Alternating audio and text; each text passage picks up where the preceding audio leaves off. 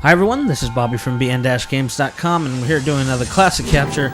Today we're playing GunGriffon for the Sega Saturn. This game was released in 1996, the same year as Star Fox 64. It came out for the Xbox 360? No, well... A sequel. Not the sequel, but the sequel to the sequel.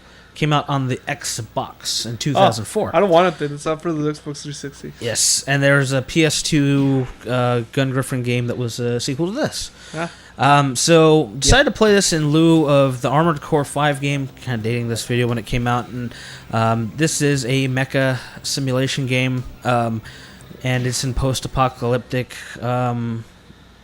Earth. Shit's going down. The future. You're in a giant robot. That's a high-end computer right there. And you go around in this mech simulation in a first-person perspective and shoot a bunch of things. Blue things are your allies. Yellow are medium threats. Red are threats. Double threats. The thready kind of threats. And you have multiple gun types. The four. You have a gun, which is basically a standard cannon. You have a machine gun, which is infinite ammo, and it just overheats as you use it. The RP is basically cluster bomb, which is good for taking out tanks, and the ATM is a heat-seeking missile. It just throws debit cards at them. Yes. Throws money. Which, you know, then they become my allies. Yeah. So you can start off some missions with allies. I'll be honest with you, they're usually generally useless. You'll be doing all the killing.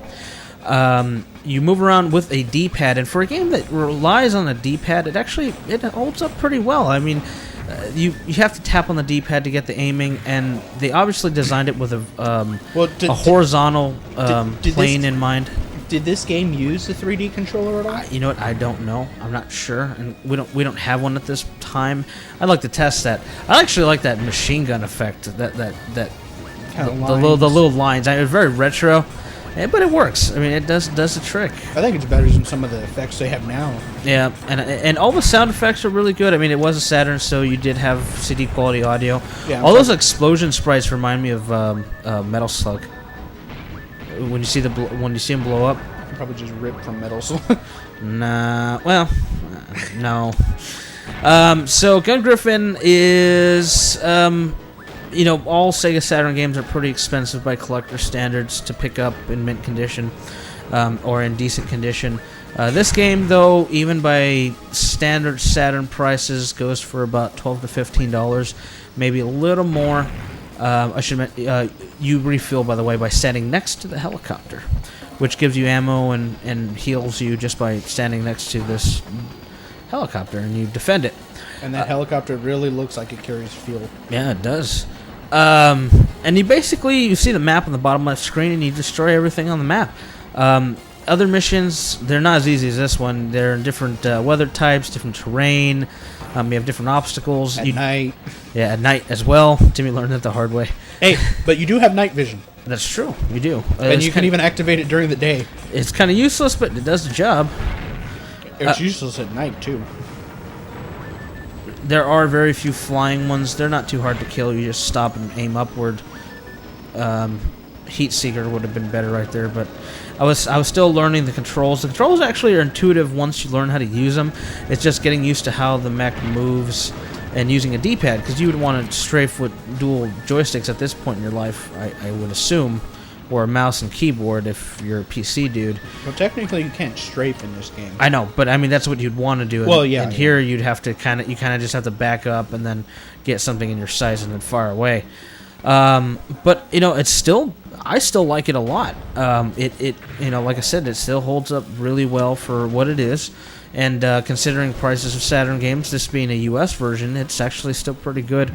You know, it's definitely a good game for value as far as price is concerned, especially if you're into mech simulation games or retro mech simulation games, and you don't want to play Mech Assault and those kind of things. But you know, standard gist of the game is go on the battlefield, destroy everything, protect a point like your protect the princess. That princess. Yes. And that's it. I mean, there's not much else to it. If you want a little bit of a mech gun shooter, you can definitely do worse. I think the only thing I wish you could do is switch from cockpit view to outside, at least for viewing purposes, to give like a better angle. Also, swords. Swords would be nice as well. Yes. Also, transforming.